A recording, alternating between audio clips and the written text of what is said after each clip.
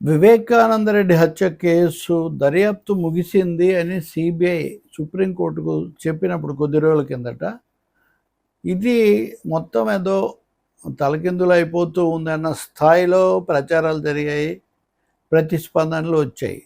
కానీ అప్పుడు కూడా సుప్రీంకోర్టు మళ్ళీ ఆదేశిస్తే మేము దర్యాప్తు ప్రారంభిస్తామని కూడా సిబిఐ చెప్పింది. ఈ చెప్పడం సహజంగా చెప్పే మాట అయినప్పటికీ చెప్పడం అవసరమని సిబిఐ భావించిందనేది చాలా స్పష్టంగా మనకు కనిపిస్తుంది. అది అయిన తర్వాత వాయిదా వేశారు. ఆ కేసు ఈరోజు దర్యాప్తు మళ్ళీ విచారణకు వచ్చింది. ఈరోజు అది మళ్ళీ కొత్త మలుపు. ఆ సిబిఐ నివేదిక వైసీపీకి చాలా ఉత్సాహం కలిగిస్తే ఈరోజు కోర్టు చేసిన వ్యాఖ్యలు, ఇచ్చిన ఆదేశాలు ఇటువైపు వాళ్ళకి, అంటే కేసు వేసిన సునీతకు చాలా ఉపశమనం కలిగించే విధంగా ఉన్నాయి. సునీత, ఆమె భర్త రాజశేఖర రెడ్డి, అలాగే సిబిఐకి అప్పుడు బాధ్యత వహించిన రామ్ సింగ్, వీళ్ళ మీద జగన్ ప్రభుత్వ హయాంలో పెట్టినటువంటి కేసును సుప్రీంకోర్టు ధర్మాసనం కొట్టేసింది.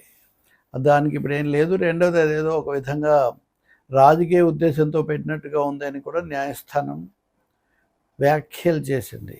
అన్నిటి మించి Avinash Reddy, MP Avinash Reddy bail petition, bail రద్దు చేయాలి, ఆయన ఉంటే బయట ప్రభావితం చేస్తారు. రెండవది, గతంలో కొంతమంది ఏదో కేసులో జైల్లోకి వెళ్ళి అక్కడ అప్రూవర్గా ఉన్న దస్తగిరిని వాళ్ళు బెదిరించారని కూడా ఆయన చెప్పారు. కాబట్టి వీళ్ళు బలమైన వ్యక్తులు కాబట్టి పలుకుబడి, అధికారం గతంలో ఉన్నవాళ్ళు ఇప్పుడు పలుకుబడి ఉన్న స్థానాల్లో ఉన్నారు కాబట్టి వీళ్ళు సాక్షులను బెదిరించి కేసు దర్యాప్తును ప్రభావితం చేస్తారు అని కూడా ఇటువైపున సునీత వైపున, రాష్ట్ర ప్రభుత్వం వైపున సిద్ధార్థ లూత్రా వీళ్ళందరూ కూడా వాదించారు. న్యాయస్థానం కూడా వాటన్నిటిని విన్నది.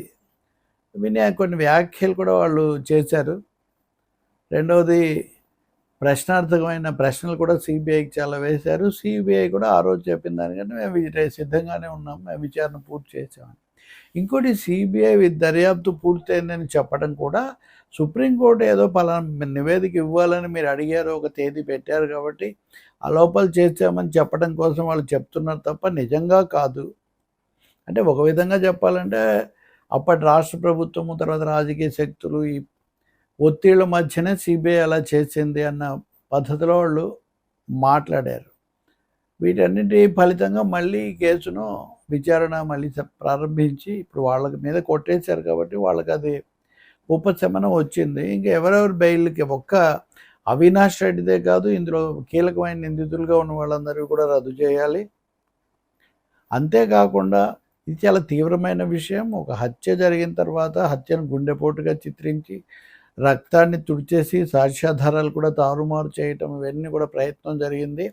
ఇలాంటి కేసుల్లో చాలా అత్యధిక శిక్ష వేసేటటువంటి అవసరం ఉండేటటువంటి కేసు ఇది. ఇటువంటిప్పుడు బెయిల్ ఇవ్వడము, బయట తిరగనివ్వడం కూడా దీనివల్ల చాలా నష్టం జరుగుతుంది, దర్యాప్తుకు విఘాతం కలుగుతుంది. వాళ్ళు ఈ విధంగా బెదిరింపులకు కూడా పాల్పడుతున్నారని తీవ్రమైన విమర్శలు, ఆరోపణలు చేసినప్పుడు న్యాయమూర్తులు వాటిని ఆలించి సెప్టెంబర్ 19కి వాయిదా వేశారు.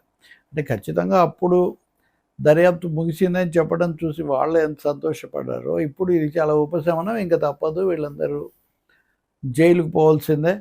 అంటే వాళ్ళు 3 ఏళ్ళలో 2 ఏళ్ళలో జైల్లో ఉంటాం, అది ఏమాత్రం లెక్కలోది కాదు. ఇది అసలు చాలా తీవ్రమైన శిక్ష, ఉరి శిక్ష లాంటిది కూడా పడే కేసు అన్న పద్ధతిలో వాదనలు వచ్చాయి. కాబట్టి తప్పకుండా సుప్రీంకోర్టు రీవిజిట్ దీన్ని మళ్ళీ పరిశీలిస్తుంది, వాళ్ళని జైలుకు పంపిస్తుంది.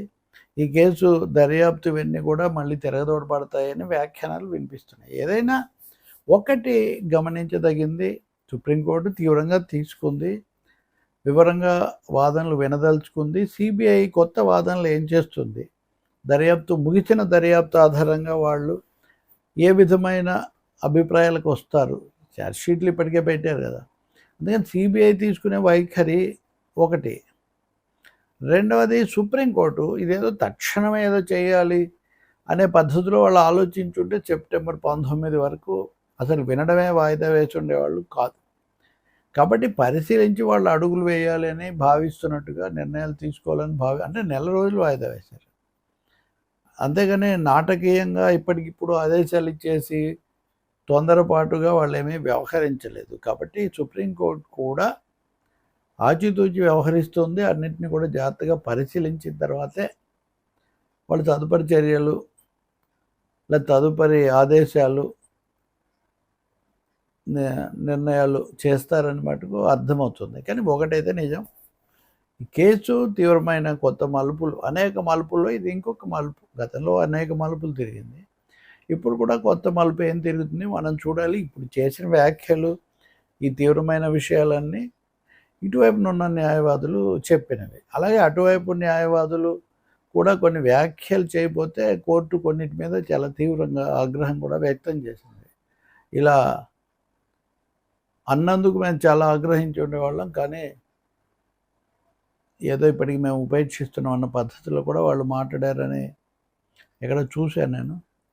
చూద్దాం తర్వాత సెప్టెంబర్ 19లోగా ఏం జరుగుతుంది అంటే నెల రోజుల్లో. సెప్టెంబర్ 19న సుప్రీంకోర్టు న్యాయమూర్తులు ఎలాంటి ఆదేశాలు ఇస్తారు. ఏదైనా వెనువెంటనే ఏదో జరుగుతుంది అని మనం భావించలేము.